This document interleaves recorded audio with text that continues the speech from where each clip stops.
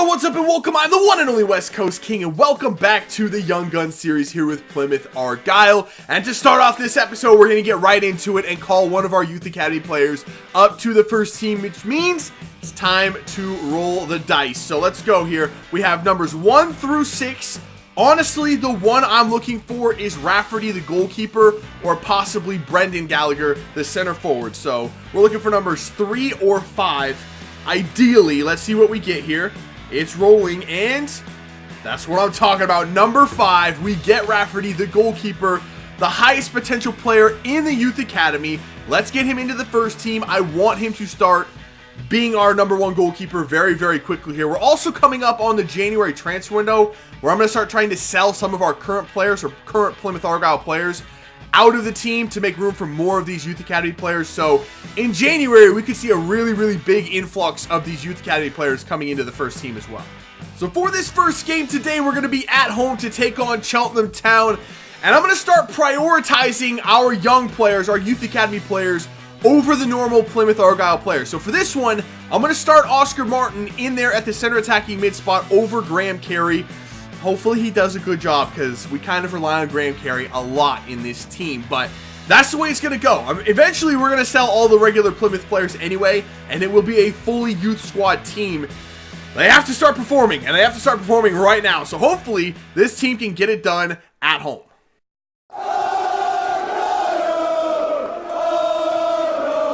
All right, here we go. Kickoff against Cheltenham, and we come into this one still the best defensive team in the league by a couple of goals, actually. So hopefully the defense can lead us here. I'm not holding my breath too much on this offense. Maybe they'll surprise us. Maybe they'll come out and do something special, but it's the defense that's really carried us this season. So don't try to do anything too crazy in there. Oh no. Oh my god, that guy is so rapid. And it's 1-0 Cheltenham. Wow. That was an instant counter-attack, and everything I just said went down the toilet real quick. It is 1-0 Cheltenham less than 5 minutes in. They've had 1 shot, 1 attack, and 1 very, very nice goal. Wow, that happened really fast. Oh, boys, get back, get back. Oh, no.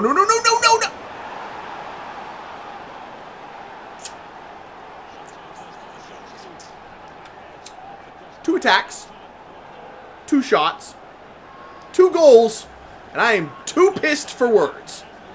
Okay, let's try again. We keep having these like nice little sequences of passing, and then Cheltenham take the ball and they're like, nope, fuck you, we're scoring now, and there's nothing I can really do about it. So can we please just try to have an attack here? Lewis, I really don't want to shoot with Lewis, the right back. Oh, can we get this pass in here though? Nice touch around the defender, get the shot away. No, another shot. And it's in the back of the net! Oh my god. 3 goals in the first 15 minutes of this game. And was that our right back Lewis that actually ends up putting it in, or was that Green? I think that is Green. It is Lewis. Our right back scores. I don't know what the hell's going on, but it's 2-1. We're back in it. This has been a crazy start to this game. A bit too fast-paced for my liking, if I do say so, but at least we've got one of our own and we're back in this thing. Oh, please, play defense. One of you scrubs, please play defense. I'm begging you. Oh, he got done in. Oh, yes, nicely done, Lewis. It's the lowest rated player in the team, Lewis, who's coming up as the hero right now. Come on, boys. Take the lead from Lewis. Let's do this thing. Okay, that is a pretty decent ball. Oh, don't overrun it. No. Oh, big save, Darrell. Please get to that as well. Yes. Okay. Maybe that's what we needed, just to see the ball stopped and not go in the back of the net. Maybe that's what we needed right there to get our confidence. Well, there's the end of the first half. Wow, that was a frantic 45 minutes. We're lucky not to be down like 4-1 right now. Oh my goodness, Cheltenham came to play today. They're in 22nd place in the league, but they're playing like a title contender. Use some more support up here, boys. Can we get up the field a little bit quicker? Nice, it's inside. For Connor Smith has a shot. Oh, well, that's our first attack of the second half. We literally just can't get anything going right now. There's a pass. That was not really where I wanted it. That's okay. Nice little move. We have a shot here. Oh, good Willie. You son of a bitch. How did he miss that one? And that's the final whistle right there. 2-1 loss to Cheltenham. All 3 goals scored in the first 15 minutes. just couldn't really get anything going against that defense. They were very, very good. Or maybe we were just really, really poor. I think it was we were kind of poor in that game. It was a rough run. It was a rough one from the boys. We need to pick it up a little bit. That was just a bad performance, I think. All right, so for this next match, we're going to be on the road to take on Barnet, and I'm going to go with a formation change. For the first time in this series, we're going to change it up a little bit. We're going to go with 2 strikers up top, and it's a 4-1-2-1-2 wide. I don't know if this is going to help, but we need more players going forward. I feel like every time I get the ball forward, there's just nobody up there to help the strikers. They are on an island by themselves, so I'm going to try to pair a couple of people up there. This time it's going to be Spencer and Garida. Again, the only 2 fit strikers that we have. Fitness is dictating who plays at this point. So maybe this will work. Hopefully this will work, because honestly, if this doesn't, I'm out of ideas. I really don't know what else we're going to do. So let's get in here and see if this experimental formation will do wonders for us.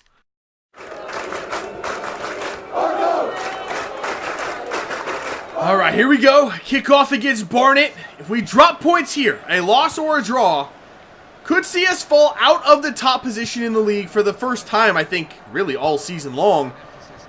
Portsmouth are even with us on points, so if we want to stay in the top spot, we got to pull something together here.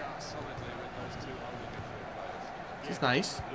This is very nice. Wait a minute, is this an actual attack? It is an actual attack! And just like that, again, early in the game, it's goals galore, and it's Jimmy Spencer, who honestly, I prefer Jimmy Spencer. He is my #1 choice at striker at this point. He just gets in great spots and puts the ball in the back of the net when given the opportunity. Time and time again, he has proved himself, and Goodwillie has proved to be incompetent in that aspect. He just can't score. Jimmy Spencer is the man. Nice moves from Garida. He finds Jimmy Spencer. Oh, Jimmy Spencer around one man. It's the Jimmy Spencer show. I swear down, he's the most effective striker I've ever used. That time he gave a little shimmy, bopped it around the defender, and then just unleashed it from distance. Jimmy Spencer's the boy. One more time. Garida's just playing playmaker out there. Jimmy Spencer sold that dude a freaking $5 dream. He had no chance of stopping the man, Jimmy Spencer. And he pops another one in. It's 2-0 less than 10 minutes into this game. Come on, Carey. I'm begging you, just one time for me, Graham. Just put this thing in the back of the net. That's pretty decent power. It's actually off the wall. That was really, really good power on it from Graham Carey. And Carey back out from distance. Off the post. Come on. Garida, nicely done. Beautiful hold-up play from Garida. Finds it to Graham Carey. Nice little spin move there for Graham Carey. He's looking for Spencer. No, it's not. It's Jimmy Spencer for a 30-minute hat trick. This dude's unstoppable. Come on, man. This is a joke. Jimmy Spencer is a freaking hero, man. Jimmy Spencer. Jimmy Spencer. What is this guy?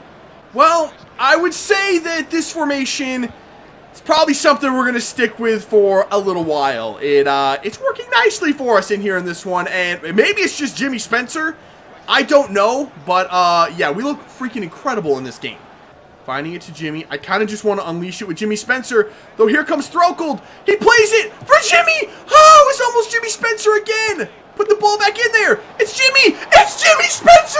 It's 4-0 Jimmy Spencer. He's beating him by himself. What is this guy? Jimmy Spencer. Jimmy Spencer. What is going on? Oh my goodness. I've literally never in any series I've ever done had a player go off like this. And it's Jimmy Spencer of all people. How? Beautiful play from Throkold. Up to Carey. Carey for Spencer. I was hoping Garida would make a run there. He doesn't. But we find him anyway. Overlapping is Jake Jervis. Jervis is in. Looking for the cut back to Garida. Bangs it off of the post. What a strike from Garida. Here we go. Oh, what a beautiful ball from Jimmy to Ben Purrington. Purrington looking for a man. That's not the man. I know that. I know it looked like I was forcing that to Spencer. I really, really was not. I was really looking for the other guy, but Ben Purrington almost gets on the board. Yo, we're just unleashing shots right now. All right, with about 30 minutes left, Jimmy Spencer's going to come off. I'd love to keep him out there, go for more with him, but kind of need to save him. I don't have another striker that I trust any more than Jimmy Spencer. Honestly, I could have like Ibra on the bench. I don't know if I trust him more than Jimmy Spencer at this point. All right, we got a corner. Not much time left in this one. I don't even think Bolvidis is up for this corner, so let's just go ahead and put it in there and see who we can find.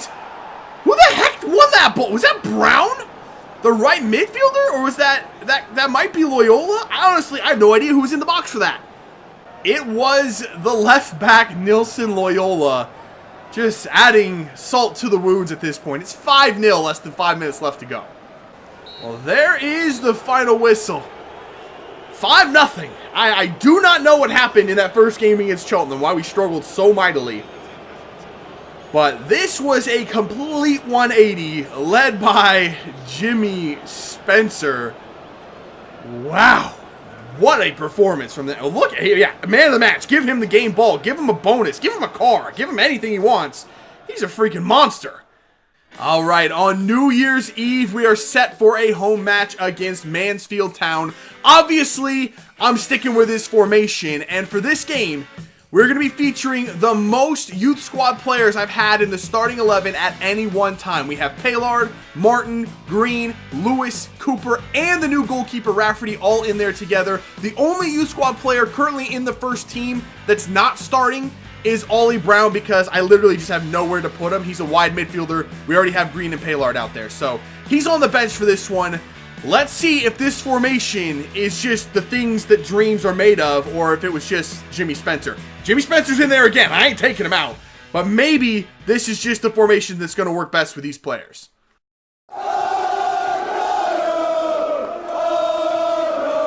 All right, here we go. Kickoff against Mansfield Town. Is it going to be the Jimmy Spencer show once again, or is one of these youth squad players going to step up and finally become a leader on this team? Hopefully that's the case. As much as I love Jimmy Spencer, I need these youth squad players to actually step up.